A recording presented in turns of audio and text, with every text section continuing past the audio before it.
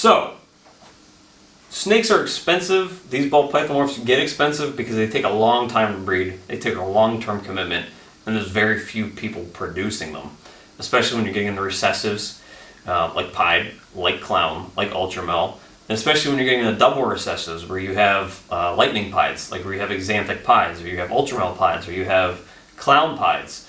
When you're trying to breed two recessives together, it takes even longer to do. So that's why the price tag on them is so high. If I had a recommendation for anybody starting this right now, get your first 2 to 3 ball pythons. Don't spend a lot of money on it. Make sure you take care of them very well. Make sure you're able to breed them. While you're doing that, save up your money. Save up your money.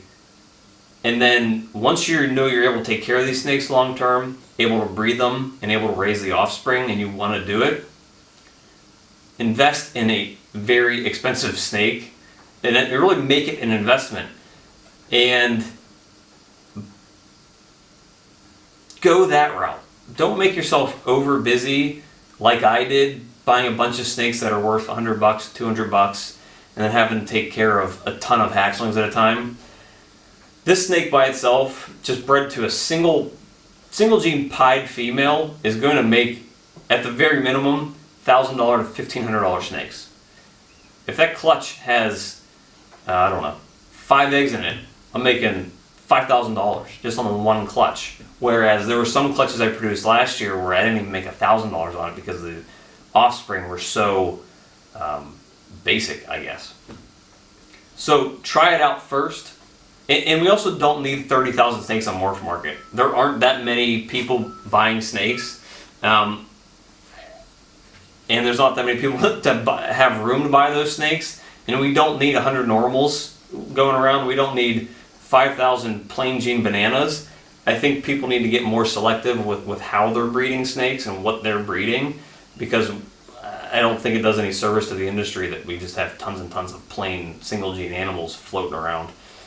They do have their place, but to go from 10,000 snakes to 30,000 snakes in a year, I'm thinking that a lot of that are more simpler genes. So don't make more work for yourself. Work smarter. Invest in more expensive snakes and breed less of them, and it's going to be better off in the long run if you're trying to make this into a full-term business. I did pretty well this last year, but I just finally put my urban camo female on hold. Somebody put her on hold last month. That snake is $5,500. That was one snake. Now I got lucky hitting that snake, and I only produced one that was kind of in good shape. But that one snake was worth more than like 2 or 3 clutches combined, and their combined total value from last year.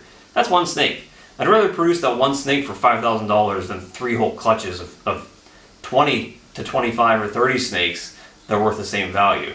You can do the same amount of work 30 times less and just produce one snake. That's the way to go.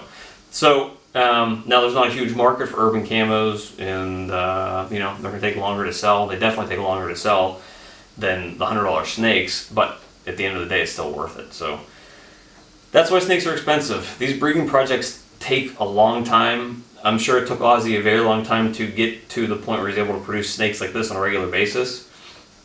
I've decided to stop producing a large number of snakes and just kind of focus down so that I'm making stuff that is higher quality and more rare.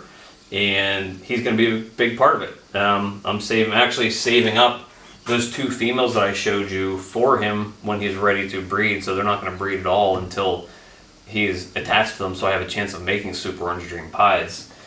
And I'll, only breed him 2 pied females, or I have I think I have a clown female who's possibly OD and possible het pied that I'll breed him to, because if I get any super OD pieds out of that clutch, he'll also be 100% het clown, which is going to be crazy. So you want to really focus on making genetic powerhouse snakes and not so much as producing things that are worth $100, because it's a lot more time for you in the long run. We don't need 60,000 snakes on Morph Market.